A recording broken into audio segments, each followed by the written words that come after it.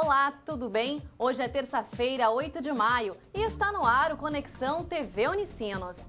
No programa de hoje, nós vamos mostrar o exemplo de uma jovem de Canoas que já faturou 2 prêmios nacionais de literatura e está prestes a lançar a segunda obra.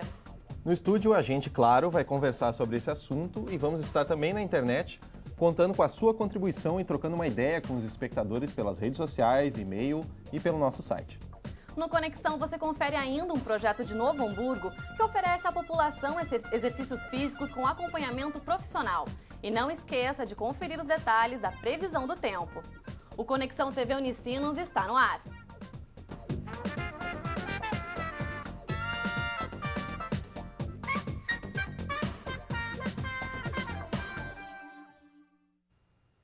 O Conexão TV Unicinos de hoje começa fazendo uma pergunta. Qual seria a idade ideal para escrever um livro? Vanessa, eu acho que não existe idade. A escritora Clarice Lispector, por exemplo, provou que isso pode acontecer bem cedo. Ela começou a carreira aos 19 anos de idade, com o romance Perto do Coração Selvagem, que acabou se tornando um clássico.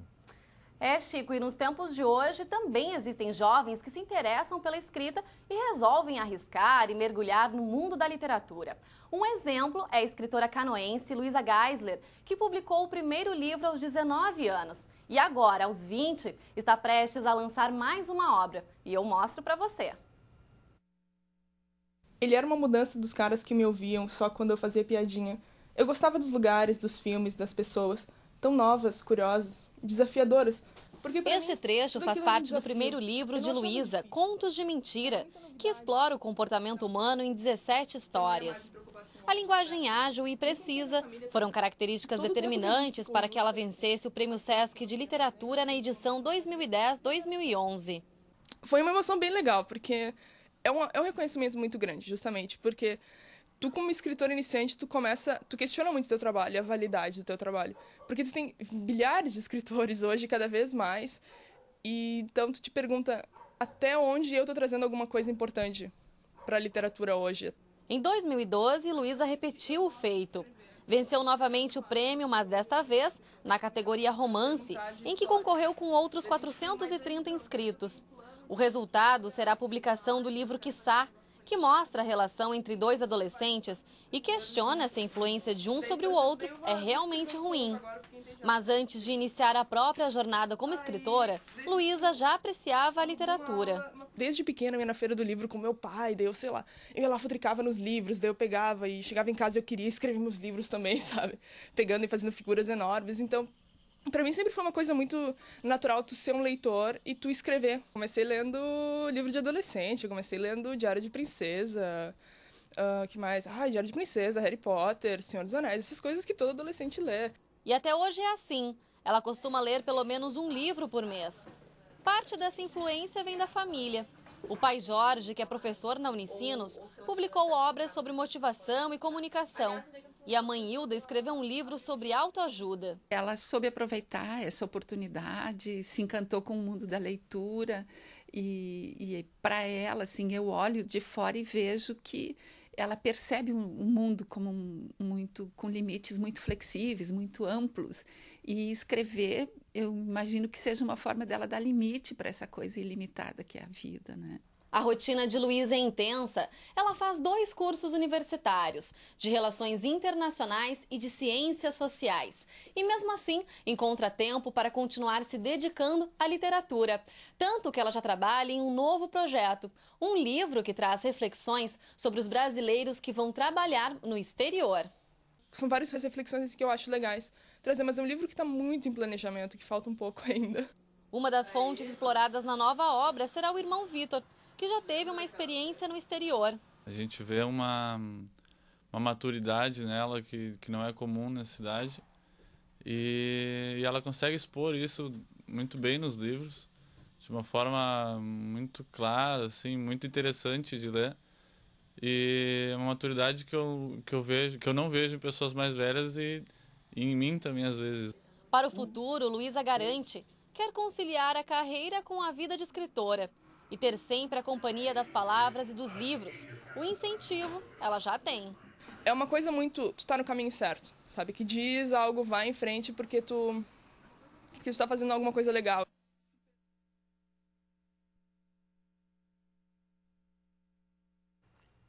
Além da publicação do livro Quiçá, a Luísa terá uma bela oportunidade: lançar a obra no dia 7 de julho, na sede da Academia Brasileira de Letras, no Rio de Janeiro. Que prêmio, hein, Chico? E não é só isso, Vanessa. Ela pode ainda participar de palestras, feiras e festas literárias em todo o país, como a Flip de Paraty, que é muito legal, né?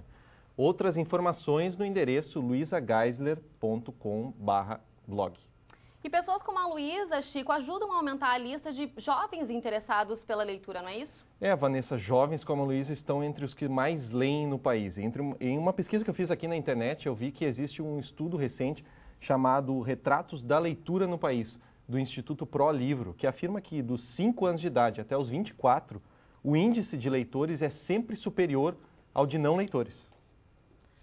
E como a gente viu na reportagem, Chico, existem diversas saídas aí que podem estimular os jovens a lerem cada vez mais. E é para entender um pouquinho melhor, né, sobre esse assunto, a gente recebe algumas pessoas que vão dar algumas contribuições, que no caso é o pai da Luísa, o Jorge Geisler, a Luísa aí que você conheceu na reportagem. Ele é professor do curso de administração da Unicinos e tem 2 livros publicados.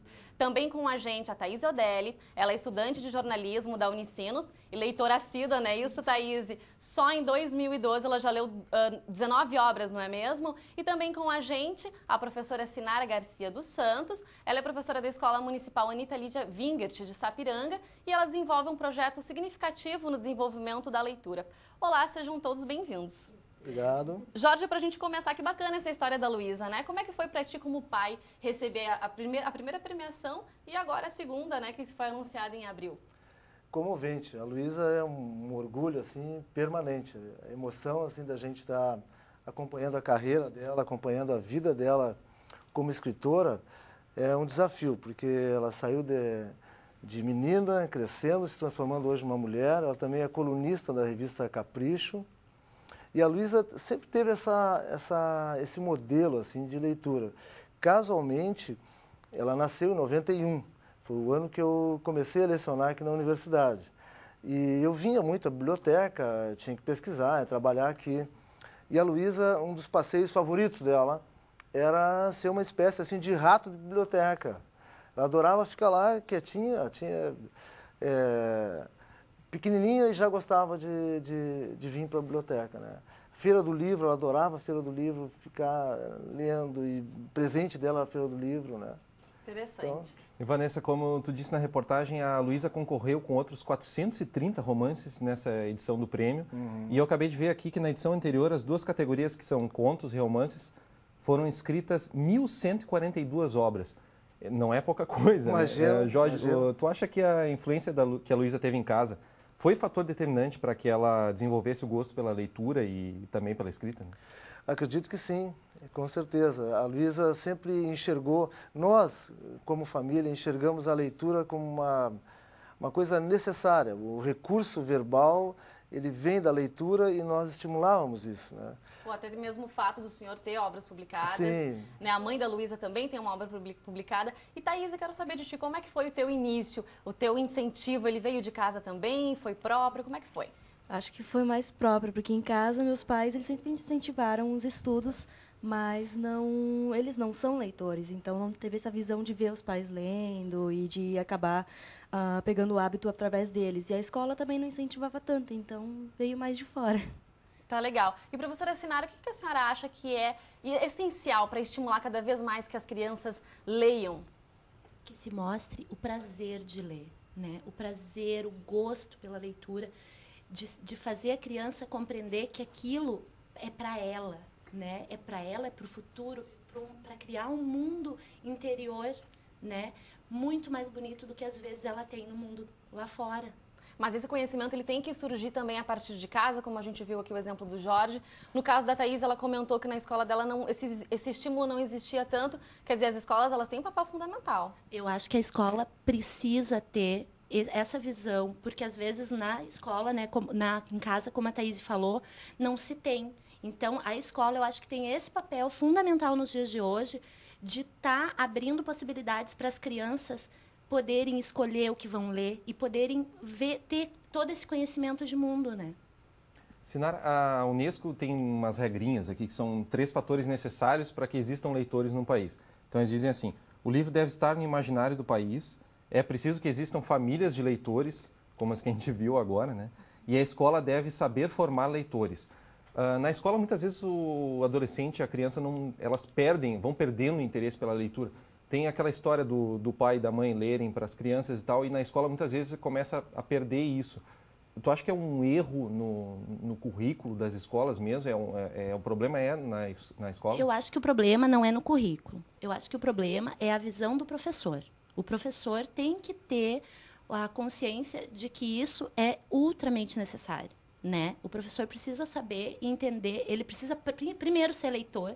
Eu sou leitora doente e o professor precisa indicar o caminho para a criança, né? E estimular. E esse é o principal, o estímulo à leitura, fazer com que a criança goste.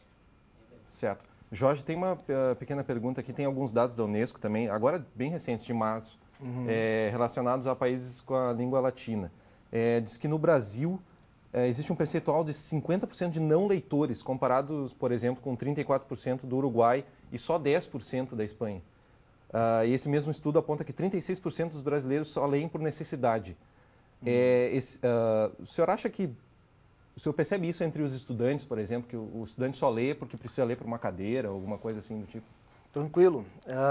Associar o prazer à leitura é um fator chave para quem leciona, como disse agora a professora. A inspiração, ela parte primeiro do exemplo e segundo de trabalhar o imaginário. Nas aulas, por exemplo, aqui na universidade, sempre a aula tem um período de 3 horas e meia, ela precisa de um conceitual inicial e depois ela precisa da prática daquele conceitual e especialmente a reflexão e a leitura daquilo. Nas aulas que se faz aqui, por exemplo, normalmente se pede uma leitura prévia, mas depois da leitura, aquele exercício lá, vem para a prática, vem para o conceitual, faz a prática e encerra a aula com a reflexão. A nossa universidade faz isso de uma maneira muito focada. O administrador, por exemplo, ele não pode ser um administrador teórico, de ouvir falar as coisas, ele precisa ouvir falar, ler e praticar. Então, creio que esse tripé aí, ele é a chave, mas o professor é a pessoa inspiradora, ele deve estar numa alegria, numa adrenalina, num frescor, num astral para conseguir mobilizar os alunos. Eles acharem que aquilo é divertido, é prazeroso.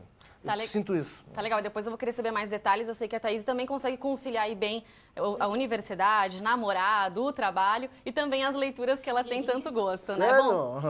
Bom, Uau! Então a gente faz um rápido intervalo e na volta tem mais bate-papo sobre leitura aqui no Conexão TV Unicinos. Aproveite para enviar o seu e-mail para conexãotv@unicinos.br ou participe através das nossas redes sociais, que é o facebook.com/tvunicinos e o @TV Unicinos no Twitter. A gente já volta.